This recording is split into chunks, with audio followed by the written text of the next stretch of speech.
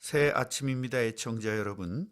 오늘 주일 새벽에도 하나님의 참된 복이 애청자 여러분들에게 임하시기를 간절히 축복합니다. 오늘은 아론과의 만남의 축복을 누린 모세라는 제목으로 말씀드리겠습니다. 하나님 말씀을 보겠습니다. 출애굽기 4장 27절부터 31절입니다. 제가 봉독합니다. 여호와께서 아론에게 이르시되 광야에 가서 모세를 맞으라 하시매 그가 가서 하나님의 산에서 모세를 만나 그에게 입맞추니 모세가 여호와께서 자기에게 분부하여 보내신 모든 말씀과 여호와께서 자기에게 명령하신 모든 이적을 아론에게 알리니라.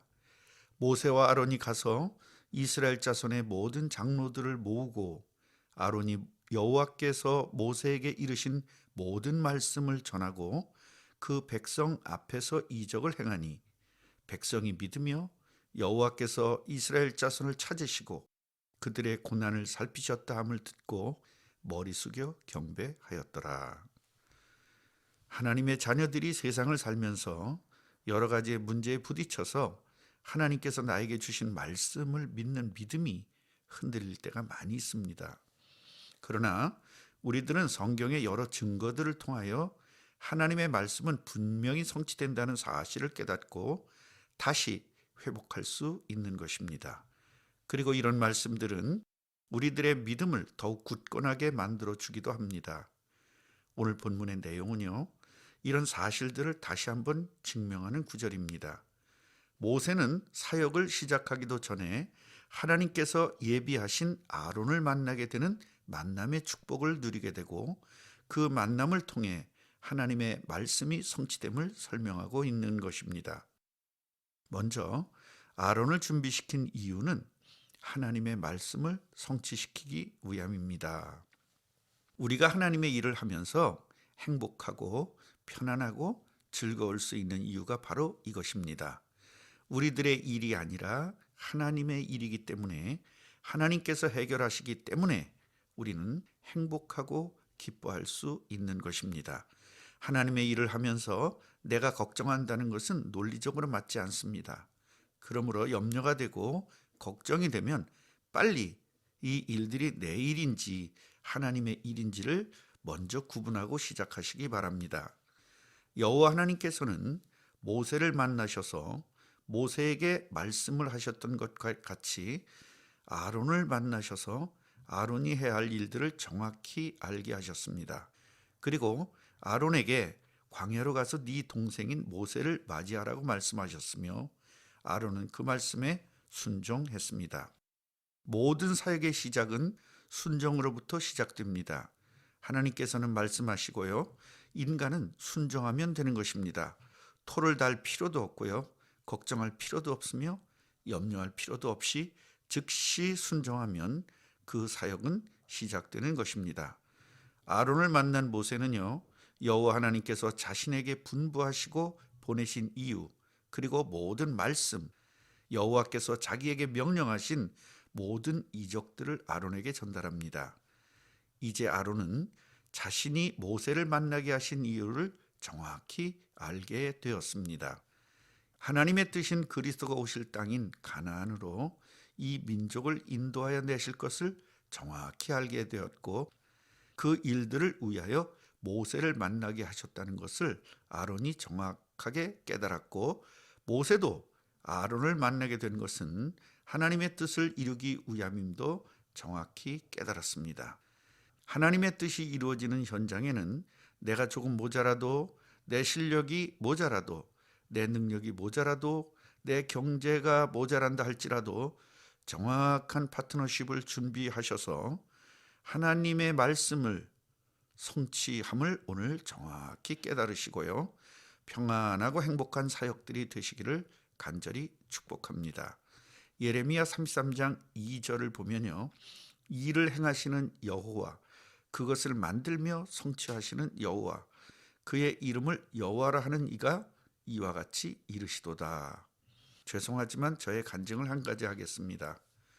저는 개척할 당시에 아무 준비가 없었습니다. 일단 돈이 한 푼도 없었고요. 교회를 어떻게 경영해야 되는지도 몰랐고요. 성찬식은 물론 세례식도 할 줄 몰랐습니다. 그래서 기도를 시작했습니다.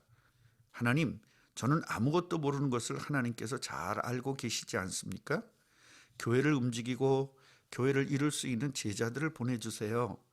모세에게 아론을 붙여 주시듯이 바울에게 제자들을 붙여 주셨듯이 저에게 반드시 필요한 제자들을 붙여 주시기를 바랍니다. 라고 기도했습니다. 말씀을 붙잡고 기도하면 반드시 응답이 오게 돼 있습니다. 개척할 당시 기도했던 그 기도를 지금도 계속 응답하고 계십니다. 여러분들은 혼자가 아닙니다. 필요하면 언제든지 아론 같은 동역자들을 주실 것입니다. 두 번째로요, 모세의 동역자 아론의 최초의 사역을 살펴보겠습니다.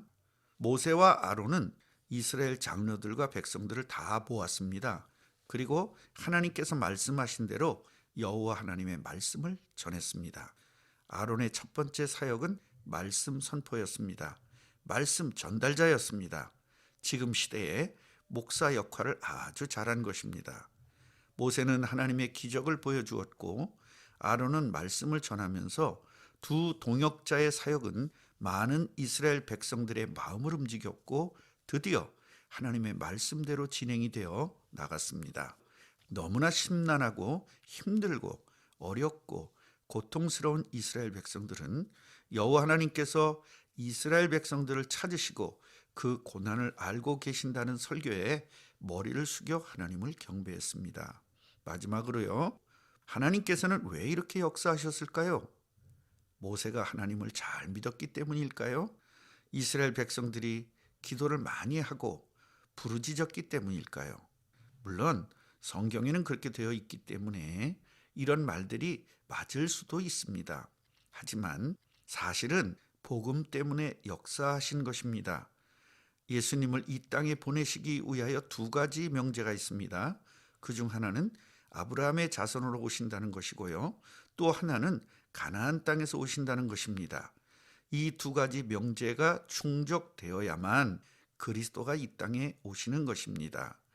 그리스도가 오실 두 가지 명제를 충족하려면 이스라엘 민족이 가나안 땅에 있어야 하는 것입니다. 그 사실 때문에 이스라엘 민족을 가나안 땅으로 인도하기 위한 모든 역사인 것입니다. 모세도 그래서 부르신 것이고요. 아론도 그것 때문에 모세에게 동역하게 하신 것이고 백성들이 모세를 따르게 한 것도 복음 때문인 것입니다. 그렇다면 우리들이 하나님의 역사와 기적을 볼 수 있는 정확한 이유는 복음 때문인 것입니다. 예수님의 초림 때문에 구약에서 역사하신 하나님께서 예수님의 재림 때문에 신약에서 역사하실 것이고요. 지금 시대에는 저와 여러분들이 이 역사를 체험하실 것입니다.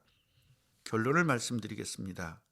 하나님의 일들을 하려고 하면 모세처럼 부족하고 모자라는 것들이 많이 있습니다. 교역자는 교역자대로, 성도들은 성도들대로 모자라고 부족한 것이 너무나 많습니다. 이때 우리는 무엇을 바라봐야 되겠습니까? 모자라는 돈을 바라봐야 됩니까? 모자라는 나의 능력을 바라봐야 됩니까? 다 아닙니다. 모자라는 모세에게 능력을 주셨고 동역자도 붙여주신 하나님을 바라봐야 하는 것입니다. 하나님의 일을 할 때는 우리의 믿음과 우리들의 소원 때문이 아니라 하나님의 소원과 하나님의 뜻인 말씀 성취 때문인 것입니다. 하나님의 일을 할 때는 절대로 걱정하지 마시고 평안하게 승리하시기를 바랍니다. 아멘.